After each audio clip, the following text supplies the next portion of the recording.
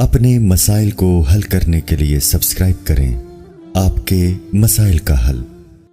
نامحرم کو سلام کرنا کیسا ہے؟ جویریہ صاحبہ کراچی سے پوچھتی ہیں کیا نامحرم کو سلام کرنا جائز ہے؟ اگر سسرال والے آپ کے سسرال میں شوہر کے کوئی بزرگ ہیں جیسے ماموں چچا وغیرہ تو کیا ان کو سلام کر سکتے ہیں جبکہ سسرال والے بھی اس پر زور دیتے ہوں؟ دیکھیے، جو شوہر کے رشتہ داروں میں بزرگ ہیں، چچا ماموں وغیرہ، ان کو سلام کر لینا چاہیے، کوئی حرج نہیں ہے، ان کے احترام کا تقاضا ہے اور رشتہ بھی ہے ان سے۔ اور ویسے سسرال والے اگر زور دے رہے ہوں تو پھر تو ویسے بھی ضروری ہے، کیونکہ سسرال اور اسرائیل ایک ہی چیز کے دو مختلف نام ہیں۔ سسرالی بھی بعض دفعہ اسرائیلیوں کی طرح ہوتے ہیں، تو اس سے سسرال میں تعلقات بھی خراب ہو جاتے ہیں۔ پردے کی پابندی ہو لیکن سلام کرنے میں کوئی حرج نہیں ہے۔ عام نامحرم کے بارے میں حکم یہ ہے کہ اگر ان سے کبھی بات کرنی پڑ جائے کسی ضرورت سے تو پھر سلام سے بات شروع کرنی چاہیے۔ بلا وجہ گزرتے ہوئے کسی نامحرم کو، جوان عورت کے لیے بلا وجہ سلام کرنا، یہ بہرحال فتنے کا اندیشہ ہے، اس لیے اس کی اجازت نہیں دی جا سکتی۔ شیخ رضوان صاحب نے پوچھا ہے جی، اگر کوئی شخص کسی دوسرے کو سلام بھیجے تو کیا اسے پہنچانا ضروری ہے؟ کیونکہ بعض لوگ گفتگو کے آخر میں رسمی طور پر بول دیتے ہیں کہ گھر والوں کو سلام کہہ دینا، اس کا کیا حکم ہے؟ دیکھیں، جب کوئی آپ سے کہتا ہے نا فلاں کو میرا سلام پہنچا دینا، آپ کہتے ہیں اچھا، تو یہ وعدہ ہے، تو وعدے کا حکم یہی ہے کہ اس کو پورا کرنا ایک اخلاقی ذمہ داری ہے آپ کی۔ اگر آپ پورے نہیں کرتے تو ایک انتہائی غیر اخلاقی حرکت ہے، الا یہ کہ آپ کو کوئی عذر ہو، کوئی شرعی عذر ہے جس کی وجہ سے مثلا بھول گئے آپ، یا یہ کہ آپ کو حرج ہو رہا ہے کہ اتنے لوگوں کو سلام کا بول دیا، کس کس کو پہنچاؤں گا میں، تو بہتر تو یہی ہے کہ جب بھی کوئی آپ سے کہے کہ فلاں فلاں کو میرا سلام کہہ دیے گا، تو آپ یوں کہہ دیا کریں ٹھیک ہے انشاءاللہ یاد رہا تو سلام پہنچا دوں گا میں۔ اور لیکن میرا خیال یہ ہے کہ عام طور پر نا یہ بعض دفعہ وعدے کی نیت نہیں ہوتی، کہنے والا بھی رسمی طور پہ کہہ رہا ہوتا ہے اور سننے والا بھی رسمی طور پہ، کہنے والے کو بھی پتہ ہے کہ یہ پابند نہیں ہے اور سننے والے کو بھی پتہ ہے کہ میں کوئی سلام پہنچانے کا پابند نہیں ہوں، تو یہ قرائن سے پتہ چلے گا کہ یہ رسمی طور پر ایک دوسرے کو کہا جا رہا ہے یا سچی مچی کا کہا جا رہا ہے۔ تو آپ کا اگر خیال یہ ہے کہ سچی مچی کا کہا جا رہا ہے، بعض دفعہ انسان تاکید سے کہتا ہے یار فلاں آدمی سے ملاقات ہو تو میرا سلام پہنچا دینا، وہ مذاق میں نہیں کہہ رہا ہوتا، وہ سچی مچی میں کہہ رہا ہوتا ہے، تو ایسے موقع پہ اگر آپ نے حامی بھر لی تو پھر آپ پر شرعاً واجب ہے کہ آپ اس کو سلام پہنچائیں، کیونکہ وہ اطمینان کر کے بیٹھا ہے کہ میری طرف سے پہنچا دے گا تو اس کو خوشی ہوگی، تو ایسے موقع پہ یا تو حامی بھرے نہیں یا اس کو پھر پہنچائیں سلام، پھر آپ پر لازم ہے۔ لیکن اگر وہیں رسمی طور پر پتہ نہیں اتنے لوگوں کو لوگ ایک دوسرے کو کہہ رہے ہوتے ہیں ابھی دعاؤں میں یاد رکھنا، وہ کہتے ہیں اچھا جی یاد رکھوں گا، تو اب بعض دفعہ بھول جاتا ہے آدمی، تو بہت سی چیزیں رسمی طور پر ہوتی ہیں وہ حقیقت نہیں ہوتی ان کی، اور بہت سی چیزیں سچی مچی میں ہوتی ہیں۔ کھانے کے دوران سلام کرنا یا جواب دینا، کھانا کھاتے وقت سلام کرنا اور سلام کا جواب دینا کیسا ہے؟ عبد الرحمن صاحب انڈیا سے۔ دیکھیں، کھانے کے دوران کوئی بھی ایسا کام کرنا جس سے کھانے والے کی توجہ دوسری طرف بٹے اور وہ کھانے میں خلل واقع ہو تو یہ ٹھیک نہیں ہے،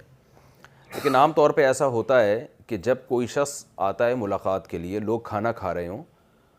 تو لوگ خود بخود اس کی طرف متوجہ ہو جاتے ہیں کھاتے ہوئے، تو جب متوجہ ہو ہی گئے تو ایسے موقع پھر سلام کرنا یہ ٹھیک ہے، اور اگر کھانا کھانے والا آرام سے جواب دے سکتا ہے تو بھی ٹھیک ہے، تو اس میں کوئی حرج نہیں ہے، کیونکہ وہ بہرحال توجہ تو ہو ہی جاتی ہے، جب کوئی نو وارد آتا ہے نا تو توجہ ہو جاتی ہے، لیکن اگر وہ اپنی طرف لوگوں کو خام خواہ میں متوجہ کر رہا ہے تو یہ بالکل مناسب نہیں ہے، ناپسندیدہ عمل ہے۔ وہ آئے آرام سے کنارے پہ بیٹھ کے کھانا کھائے اور بعد میں لوگوں سے ہیلو ہائی کر لے، تو متوجہ لوگوں کو کرنا اپنی طرف یہ مناسب حرکت نہیں ہے۔ غسل میں کان کے چھید میں پانی پہنچانے کا حکم، عورتیں کانوں میں بالیاں پہننے کے لیے جو کان چھدواتی ہیں، اگر اس سوراخ میں پانی نہ جائے جو کہ کافی مشکل ہوتا ہے تو کیا غسل ہو جائے گا یا نہیں؟ بلقیس بانو انڈیا سے۔ اس سوراخ میں پانی پہنچانا لازم ہے، اگر اس میں پانی نہیں پہنچایا تو غسل نہیں ہوگا، تو اس کا طریقہ یہ ہے کہ اس بالی کو کان میں جو پڑی ہوئی ہے تھوڑا سا یوں پانی ڈالیں اور اس کو اچھی طرح ہلا دیں، 2-3 دفعہ ایسا کریں تو پانی اچھی طرح سے اندر پہنچ جاتا ہے۔ سجدہ تلاوت کی تعداد بہت زیادہ ہو تو کیسے ادا کریں؟ میں نے کئی دفعہ سجدے کی آیت پڑھی لیکن یہ سوچ کر چھوڑ دیا کہ بعد میں سجدہ کر لیں گے،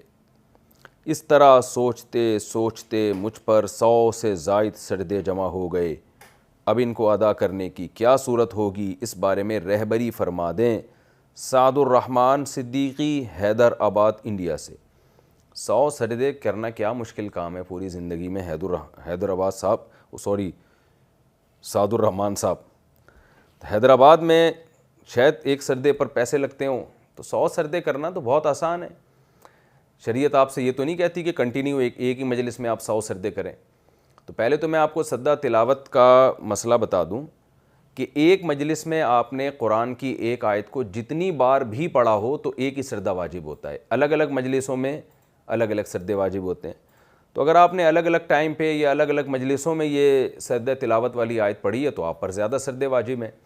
تو آپ اندازہ لگا لیں 100 سجدے اگر ہیں تو ہر نماز کے ساتھ 4-5 سجدے کر لیں گے تو 5 نمازوں میں 5 پنجے 25 ہو جائیں گے، اور اگلے دن بھی 25، تو 4 دنوں میں آپ کی یہ تعداد مکمل ہو جائے گی 100 سجدوں کی۔ تو 5 سجدے ایک ٹائم پہ کرنا کیا مشکل کام ہے؟ یا ایسا کر لیں کسی ٹائم پہ 10 سجدے کر لیے، اگلے دن پھر 10 کر لیے، پھر اگلے دن 10 کر لیے، پھر اگلے دن 10 کر لیے، ایک کنٹینیو، تو آپ کے پورے سجدے ادا ہو جائیں گے، 10 دنوں میں 100 سجدے ہو جائیں گے۔ یہ بھی بہت مشکل لگ رہا ہے تو آپ 100 دنوں میں 100 کر لیں، روزانہ ایک سجدہ کر لیں، کوئی اتنا مسئلہ ہے نہیں یہ۔ اب آپ کا سجدہ مجھے نہیں پتا، ہو سکتا ہے انتہائی خشوع و خضوع کے ساتھ آپ سجدہ کرتے ہیں اللہ کے حضور کہ پھر اس کے بعد اٹھا ہی نہیں جاتا آپ سے، یا دوبارہ سجدہ مشکل ہو جاتا ہے، اتنا طویل سجدہ ہوتا ہے، پھر وہ آپ کا اللہ کا معاملہ ہے، وہ آپ بہتر جانتے ہیں۔ البتہ یہ ذہن میں رکھیں کہ مسجد میں جب آپ نماز سے فارغ ہوں تو اس کے سنتوں کے بعد فوراً سجدہ نہ کریں، کیونکہ فقہا نے اس عمل کو مکروہ لکھا ہے۔ وجہ اس کی یہ ہے کہ لوگوں میں، ہم نے بھی دیکھا ہے اس کا بعض لوگوں میں رواج ہو رہا ہے کہ وہ مسجد میں جب فرض نماز پڑھتے ہیں، سنتیں پڑھتے ہیں، تو اس کے بعد ایک سجدہ کرتے ہیں۔ تو یہ چونکہ دین کا حصہ نہ بن جائے، بعد میں لوگ اس کو سنت نہ سمجھنا شروع کر دیں، کیونکہ ہم نے دیکھا ہے ایک وقت میں لوگ اس کے بہت زیادہ کرنا شروع ہو گئے تھے، تو اس کو نماز کا حصہ یا لوگ اس کو سنتوں کا حصہ نہ سمجھنا شروع کر دیں، تو اس لیے ناپسندیدہ ہے کہ سنتوں کے بعد یہ کام نہ کریں۔ تو ویسے آپ یعنی ایسے ٹائم پہ کر لیں جب اس کو لوگ اس کا نماز کا حصہ نہ سمجھیں، جیسے آپ وقت سے تھوڑا پہلے مسجد چلے جائیں، اذان کے بعد آپ 10 سجدے کر لیں، صحیح ہے نا، تو 5 نمازوں میں 50 سجدے ہو جائیں گے، تو بہت آرام سے یہ ممکن ہے۔ لیکن مسجد کے اندر سنتوں کے بعد، یعنی فرض سے اور سنتوں سے فارغ ہونے کے بعد سجدہ نہ کیا جائے تو یہ بہتر ہے۔ گھر میں کر لیں جتنے چاہیں۔